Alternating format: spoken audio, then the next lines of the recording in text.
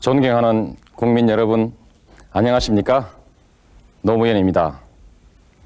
저는 이번에 또 김대중 후보를 선택했습니다.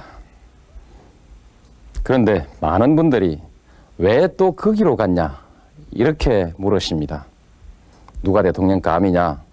누가 대통령이 되어야 이 난국을 풀어갈 수 있겠느냐?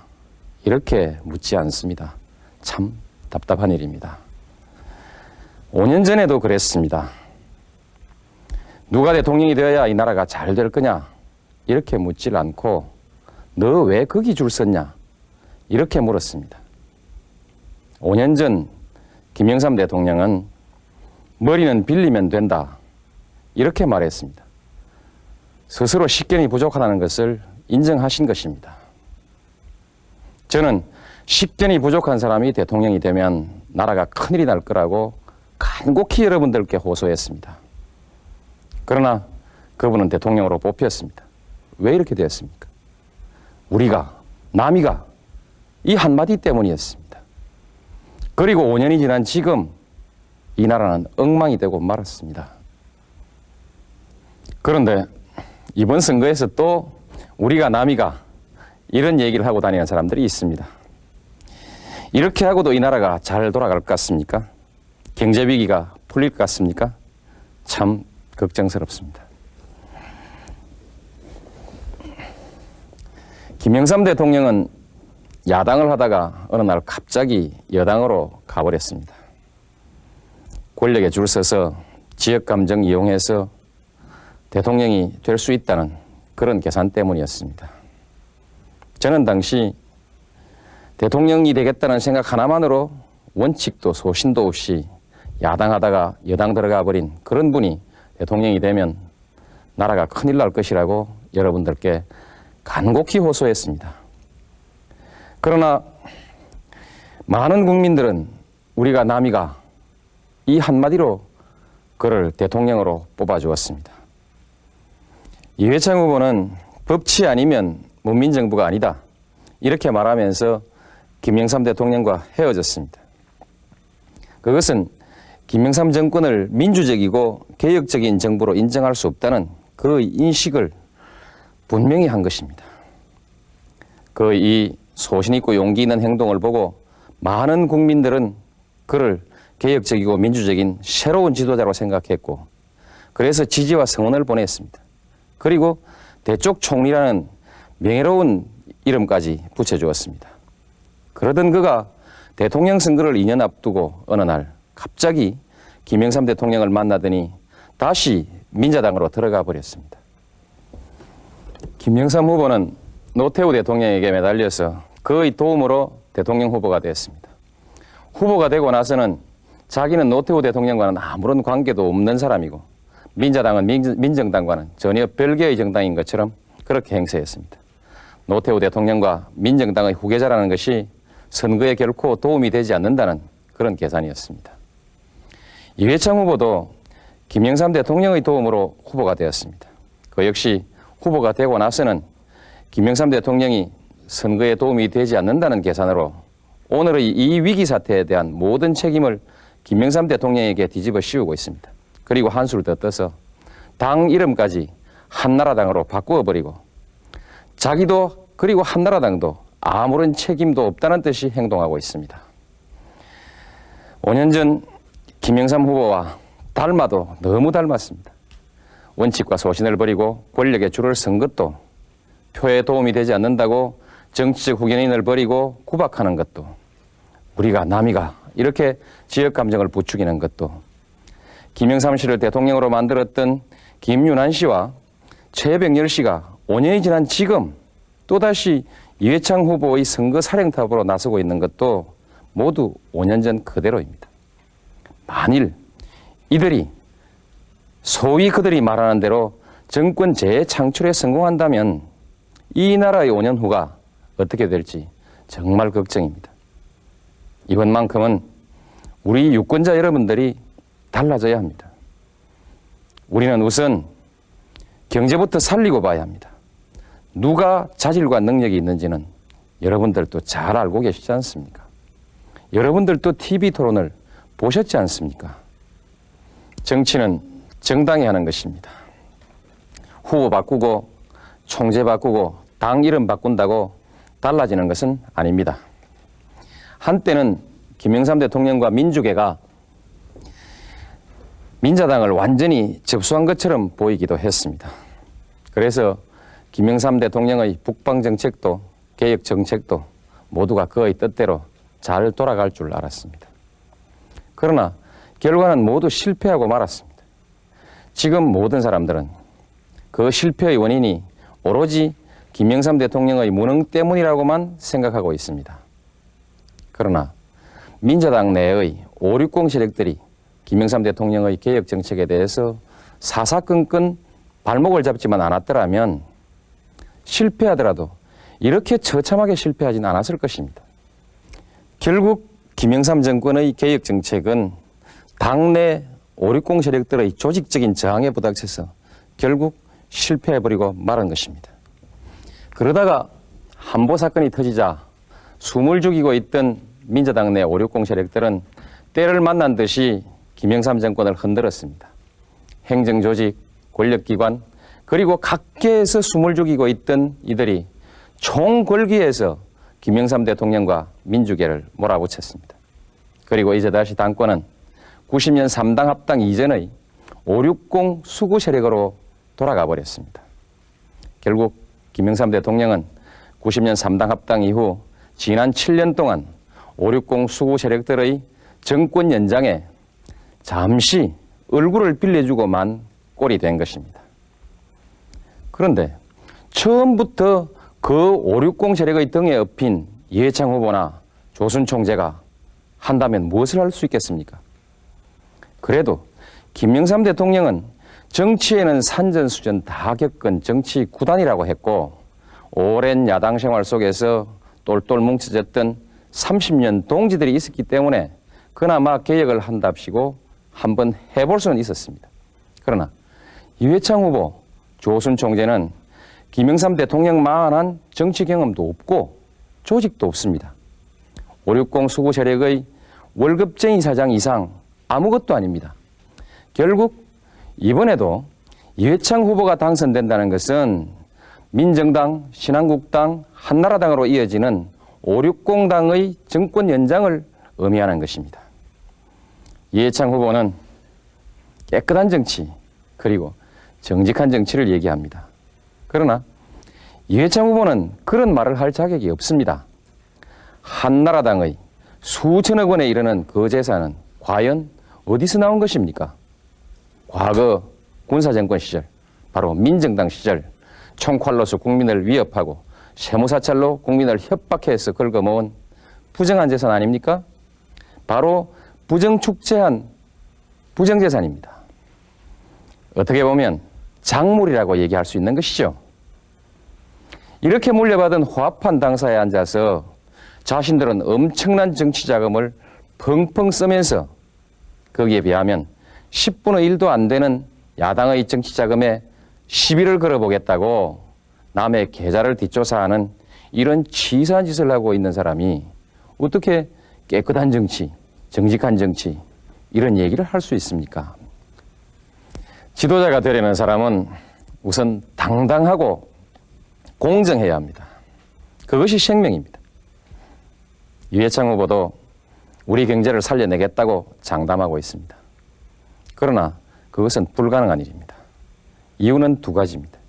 하나는 한나라당이 560 수구 세력의 정당이라는 것이고 하나는 이회창 후보의 그동안의 경험이 이 경제 난국을 풀어나가기에는 적당하지 않다는 것입니다. 지금 우리 경제가 이렇게 어려워진 것은 김영삼 대통령의 무능 때문이기도 하지만 그러나 더 큰 이유는 외국의 일부 언론과 IMF 조사단도 지적했듯이 관치경제 그리고 정경유착, 재벌경제가 그 원인이라고 합니다. 이러한 경제구조는 바로 560 시절의 기득권 세력들이 만들어 놓은 것입니다. 이들은 우리 경제의 체질 개선과 구조조정을 반대해왔고 민정당, 민자당, 신한국당은 지금까지 바로 이들의 이익을 대변해왔습니다.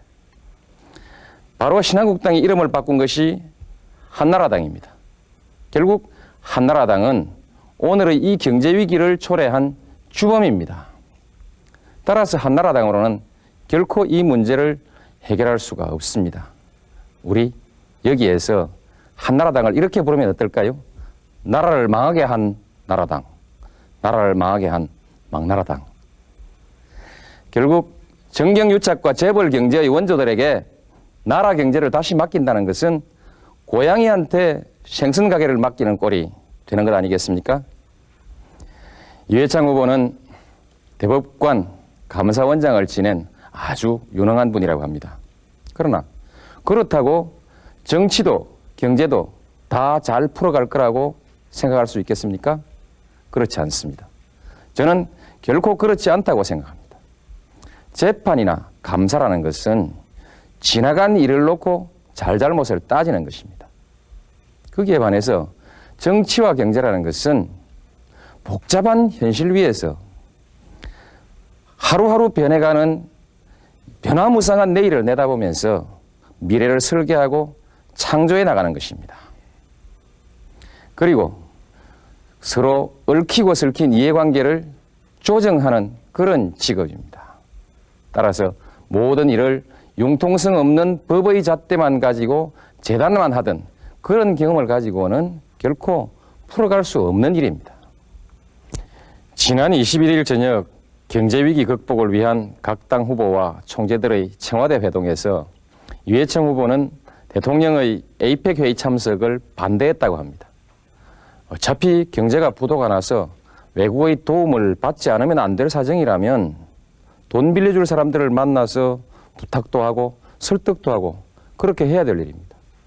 그런데 기왕에 열기로 되어 있는 이 국제회의조차 참석하지 말라고 했다고 하니 그게 무슨 말입니까? 경제와 외교에 대한 이런 정도의 인식 수준을 가지고 어떻게 이 어려운 경제난국을 풀어나가겠다는 것입니까? 경제가 위기에 빠지니까 위기를 극복하기 위한 여러 가지 방안들이 나오고 있습니다. 그런데 하나같이 선진국의 예를 들면서 사람을 잘라내는 계획이 그 중심이 되고 있습니다. 그러나 실업수당이 잘 보장되어 있는 선진국과는 달리 우리는 그야말로 대책 없는 실직을 당해야 됩니다. 직장을 잃은 사람들은 어떻게 살아갈 것인지 정말 걱정이 아닐 수가 없습니다. 이런 시기에 만일 이회창 후보가 대통령이 된다면 우리 서민들은 어떻게 될까요?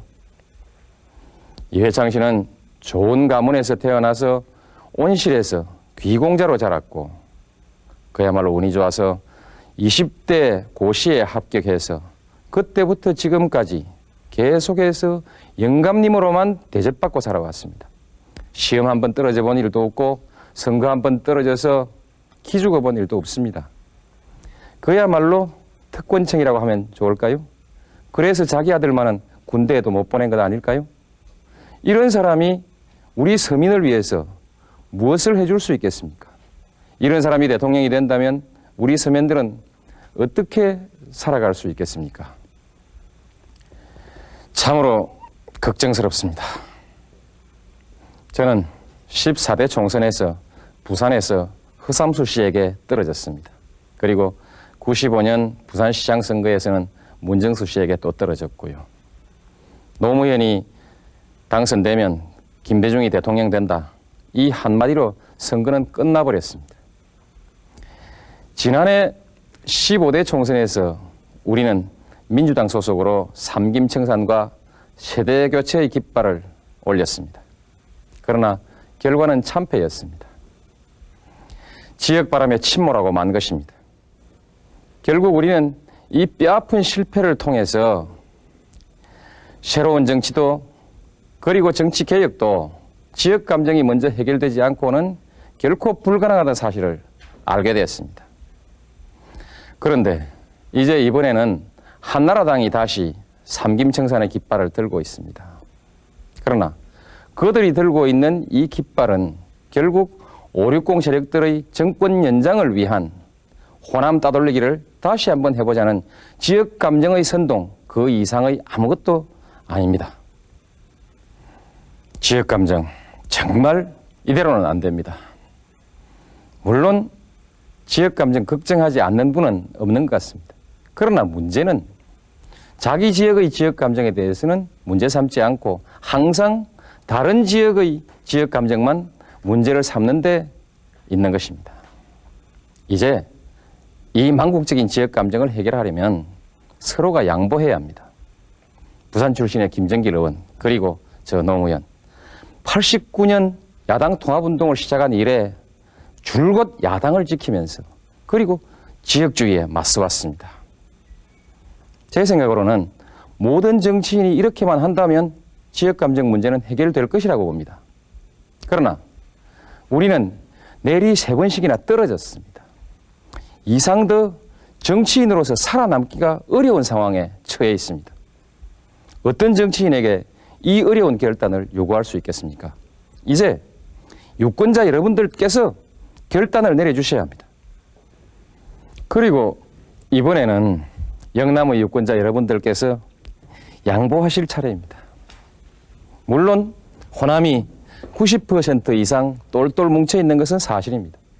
그러나 대구 경북 지역은 31년간 정권을 잡아왔고 부산 경남도 30년 야당 지도자 김영삼 씨를 대통령으로 만들어 보았습니다.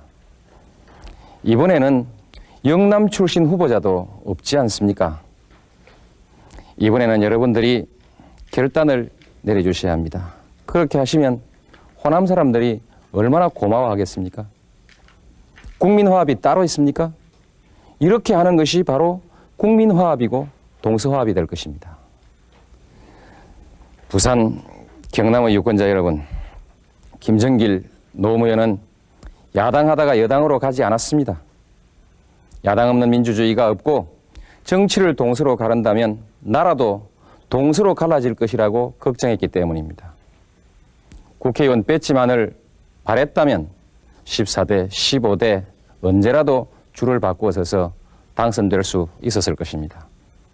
그러나 우리는 가지 않았습니다. 3번씩이나 연급법 떨어지고도 김정길과 저는 아직 그래도 조금은 가능성이 있는 정치인으로 남아 있습니다. 대의와 명분을 지켰고 그것을 여러분들이 성원해 주셨기 때문입니다. 부산 경남의 유권자 여러분, 지금 여러분들이 뽑아준 국회의원들은 무엇을 하고 있습니까? 참으로 민망스럽고 부끄러운 일입니다. 이제 김정길과 저 노무현이 여러분들의 자존심을 지키겠습니다. 이번에 한번 도와주십시오. 김대중 후보가 대통령에 당선되면 반드시 동서화합이 이루어질 것입니다.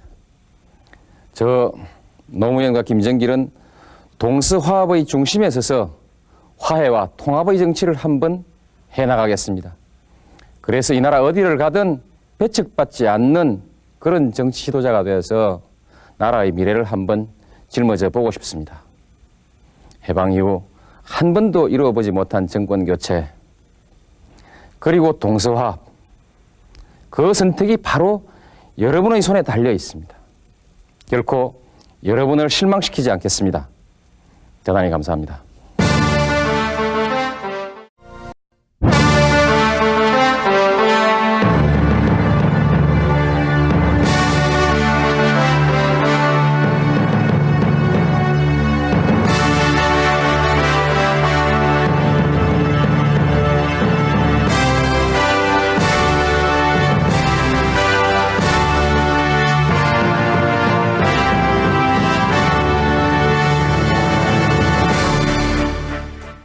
존경하는 국민 여러분, 안녕하십니까?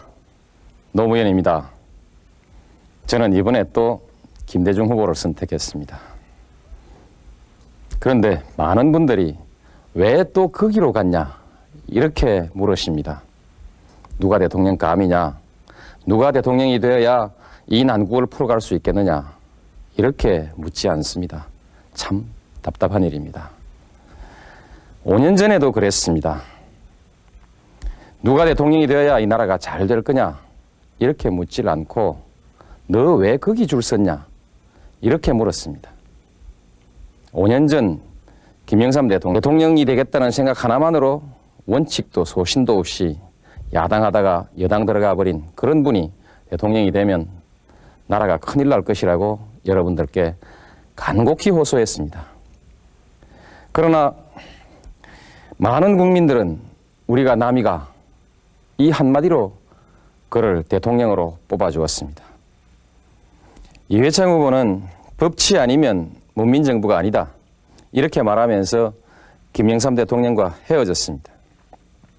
그것은 김영삼 정권을 민주적이고 개혁적인 정부로 인정할 수 없다는 그 인식을 분명히 한 것입니다.